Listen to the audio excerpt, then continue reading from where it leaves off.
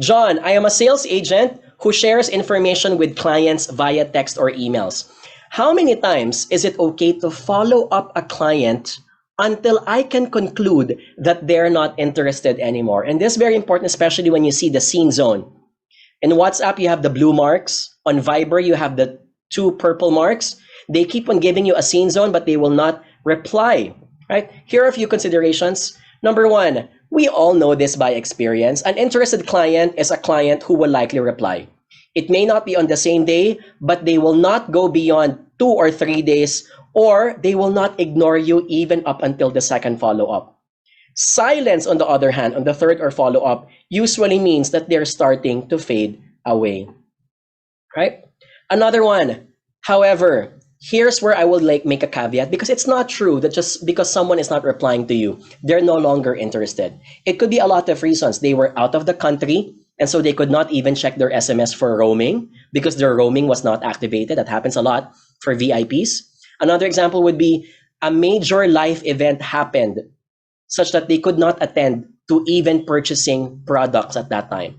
So when you can, it doesn't hurt to follow them up a few weeks or months later, because your issue was not the interest, your issue was rather the timing. So they just need someone to nudge them at that point. Okay. Can I get an exclamation mark? Can we relate to that?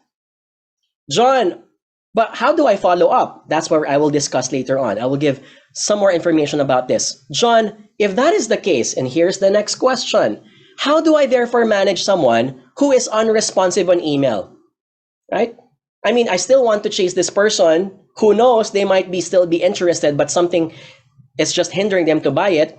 Well, can I just ask first our participants, averagely, when do you think is it okay to follow up an email?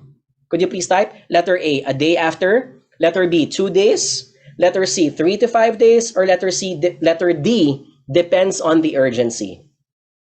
Could you please type? My answer here would be generally. Okay, generally, I think any email is worth pursuing 2 days after. But depending on how urgent it is, it could also be earlier or much later.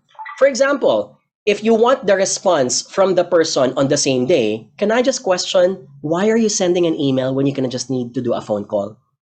Why are you sending an email when it could be a Viber or a WhatsApp chat? Because these platforms are going to give you faster responses rather than force-fitting it on an email. So I'm looking at the chat box.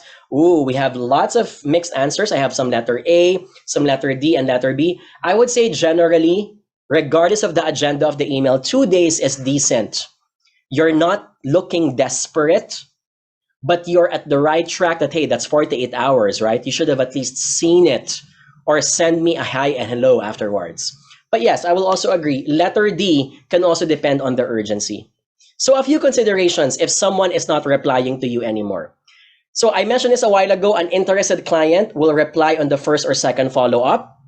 But if the person really does not reply anymore, some 3 techniques. Number 1, switch it up. Change your written platform.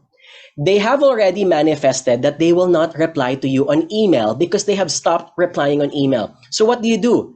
Give them an impression that you are not stopping and giving up yet. Change it.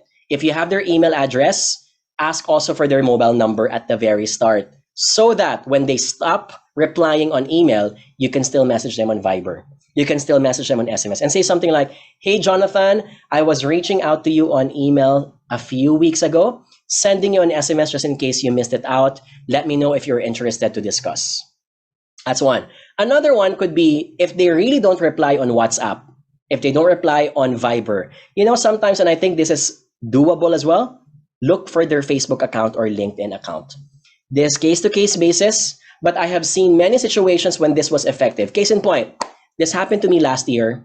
So we've had a client, and this is a very big client, like a really well-known client that you see every day on television. And they haven't been paying us for 6 months. It could be because the manager was just lazy. I don't know what happened, but we were talking to their procurement. The procurement says we can't pay you unless we have the documents. So we were dependent on this person who needs to sign it, but the person's not replying to our email. I've given them an SMS. I've give them a missed call, still no response. So you know what I did? I stalked this person on Facebook. I stalked this person on LinkedIn. And I sent them a private message and I said, hey, perhaps your email or your mobile number have been deactivated or you're in a different country, but I have been chasing your team for a few weeks now. Could you please give me a call back because I'd like to discuss X, Y, and Z? And we got a reply. And there were a lot of reasonable thoughts afterwards. She mentioned that she lost her phone, so the phone wasn't at all being used, and that was the reason, I guess, why she wasn't responding. I don't understand the email because she's still using the same email. Perhaps she's just really ignoring me, or she blocked me in her email account. But when I sent her a message on Facebook, it sent her this implication: I am not giving up. I'm chasing you. I'm still monitoring you. Of course, you're not saying that out loud, but at the back of your mind, it's what you're trying to tell to this person. And the person might just give you that extra attention. Can I get an exclamation mark if you can relate to that? This is just me, okay? Because I think I can pull it off. So it does not work to everyone. There was a part of me that felt, what if, even if I send this person on Facebook, the person will not reply to me at all, right? My second resort was that I will look for another colleague of this person on LinkedIn who likely is in the same team, and I will message that person, right? This has been done by some of my other colleagues as well, and it works for them. Because sometimes it's very embarrassing if your attention is being called out, not by the party, but by your teammate who says, hey, someone's been bugging me. It's your agency. They said that you haven't paid yet. Why are they bugging me? You're supposed to do this job. Internally, that's going to be their issue. But the point is, you have no other choice. You have been ignored for a few weeks. You want to message and get their access. That's also doable. Okay? Here's one more. Make a phone call. So again, this may not happen to everyone, but many times I find phone call or missed calls effective. You don't have the intention of talking to them over the phone. If they're not picking it up, the fact of the matter is there was a missed call. You documented that you have attempted multiple times to call them. Why it's important?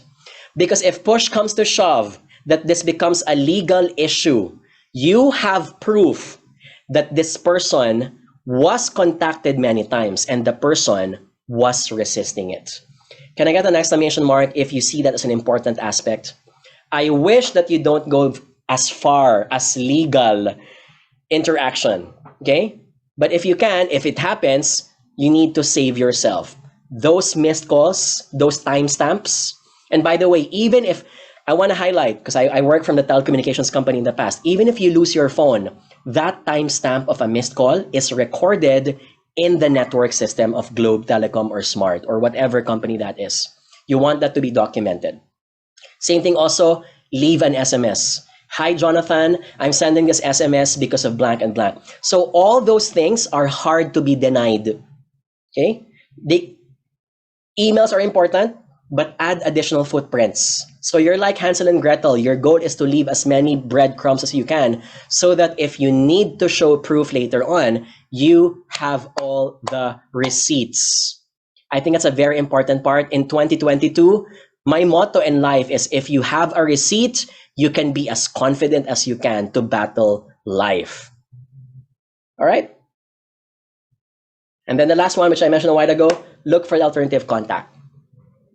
A seatmate of the person, a teammate of the person, it could be the boss of a person. I've done that many times. The person was not replying to me anymore. I contacted the head instead.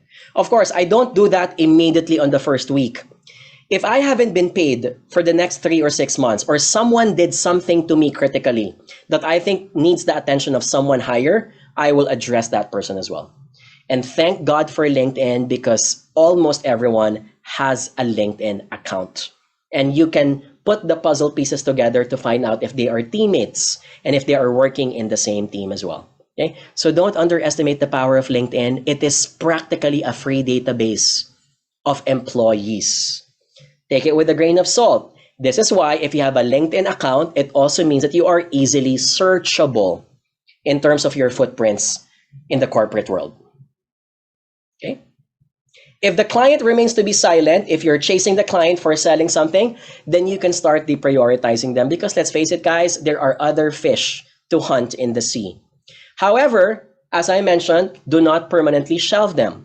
Every 3 to 6 months, if you're selling something, contact them again. You will never know when timing favors for you. They may not be replying to you last month because they did not have the budget to purchase your product. But later on, it's all about a race. Who's the fastest to engage, because now that they have the budget for it.